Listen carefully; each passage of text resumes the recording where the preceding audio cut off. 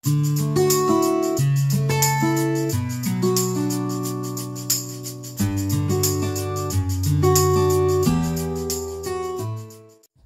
সবাইকে, কেমন আছো তোমরা সবাই? আজ ভাবলাম একটু চিকেন কারি করা যাক। অনেক দিন চিকেন কারি করা হয়নি, তো যেমন ভাবনা তেমন কাজ।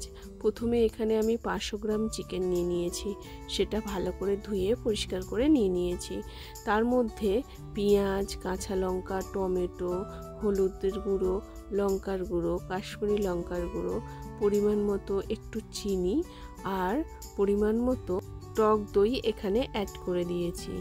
এখানে পরিমাণ মতোই টক দই নেবেন, মানে যেমন চিকেন থাকবে সেই বুঝেই আপনারা টক দইটা ইউজ করবেন। আর এখানে আমি নিয়ে নিলাম পরিমাণ মতো সর্ষের তেল, দিয়ে খুব ভালো করে এটা মেখে নিতে হবে। আর হ্যাঁ, এখানেও আমি একটু আদা রসুন কুচিও দিয়ে দিয়েছিলাম। দিয়ে এটা খুব ভালো করে মেখে নিতে হবে। মেখে নেওয়ার পরে প্রায় 1 ঘন্টা আমি ফ্রিজে রেখেছিলাম। আপনারা চাইলে বাইরেও রাখতে পারেন, কোনো সমস্যা নেই। ফ্রিজে রাখলে কি হয়, জিনিসটা খুব ভালো হয়।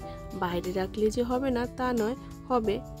চলুন, একটা কড়াই নিয়ে নিয়েছি, তার মধ্যে পরিমাণ মতো এখানে সাদা তেল আমি দিয়ে দিয়েছি। তেলটা খুব ভালো করে গরম করে নিতে হবে।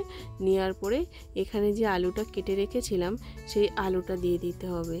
দিয়ে তেলের মধ্যে একটু নাড়াচাড়া করে নিতে হবে। নেওয়ার পরে পরিমাণ মতো এখানে নুন অ্যাড করে দিতে হবে আর পরিমাণ মতো হলুদের গুঁড়ো দিয়ে খুব ভালো করে আলুটাকে ভেজে উঠিয়ে নিতে হবে। এই রকমই লাল লাল করে ভেজে নিতে হবে। চলুন, হয়ে গেছে, এবার উঠিয়ে নেওয়া যাক।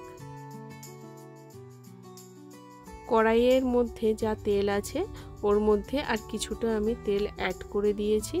তেলটা খুব ভালো করে গরম হয়ে আসলে এখানে আমি জিরে অ্যাড করলাম আর একটা দুটো শুকনো লঙ্কা দিয়ে দিয়েছি।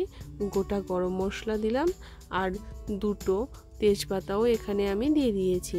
দেওয়ার পরে খুব ভালো করে গরম হয়ে আসলে এখানে ম্যারিনেট করা যে চিকেনটা থাকবে ওই চিকেনটা দিয়ে দিতে হবে।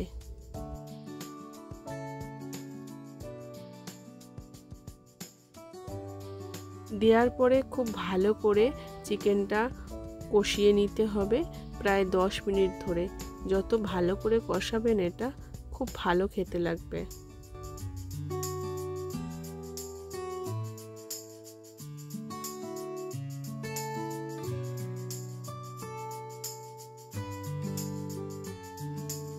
দশ মিনিট ধরে নাড়াচাড়া করার পরে দেখুন কড়াইতে এই রকম পরিমাণে তেল বেরিয়ে গেছে। যেহেতু এটা স্কিন সমেত রয়েছে তো ওর জন্য বেশি তেলের প্রয়োজন নেই। এই রকমভাবে আস্তে আস্তে নাড়াচাড়া করলেই প্রচুর পরিমাণে তেল বেরোবে।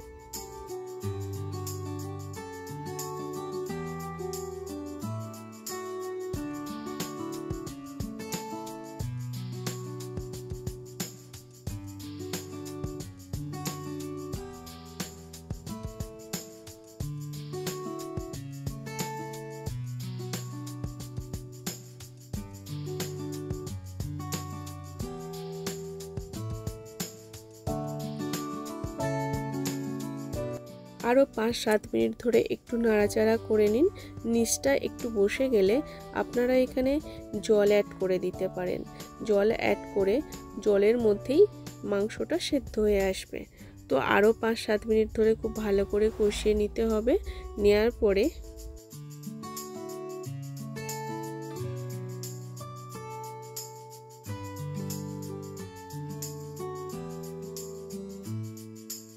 আগে থেকে যে ভেজে রেখেছিলাম আলুগুলো, ওই আলুগুলো দিয়ে আরও ভালো করে 5-7 মিনিট ধরে নাড়াচাড়া করে নিতে হবে।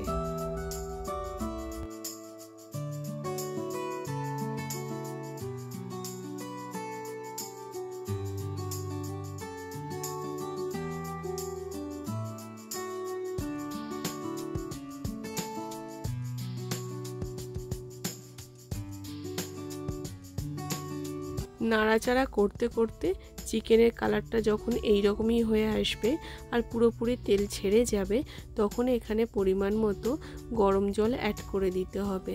গরম জলটা দিলে খুব ভালো হয়, নইলে আপনারা নরমাল জলও দিতে পারেন, কোনো সমস্যা নেই। দিয়ে খুব ভালো করে নাড়াচাড়া করে নিতে হবে। নেওয়ার পরে 15 মিনিট ধরে তরকারিটা একটু এইরকমভাবে ফুটিয়ে নিতে হবে। তরকারিটা যখন এইরকমই হয়ে আসবে, এর মধ্যে পরিমাণ মতো আমি ধনেপাতা অ্যাড করে দিয়েছি আর পরিমাণ মতো শাহি গরম মশলা এখানে অ্যাড করে দিয়েছি। দেওয়ার পরে একটু নাড়াচাড়া করে নিতে হবে। নাড়াচাড়া করার পরে নামিয়ে নিলে একদম রেডি হয়ে যাবে চিকেন কারি। এই রেসিপিটা কেমন লাগলো তোমরা অবশ্যই আমাকে কমেন্ট করে জানিও, আর বাড়িতে একবার হলেও ট্রাই করো। আমার মনে হয় তোমাদের খুব ভালো লাগবে।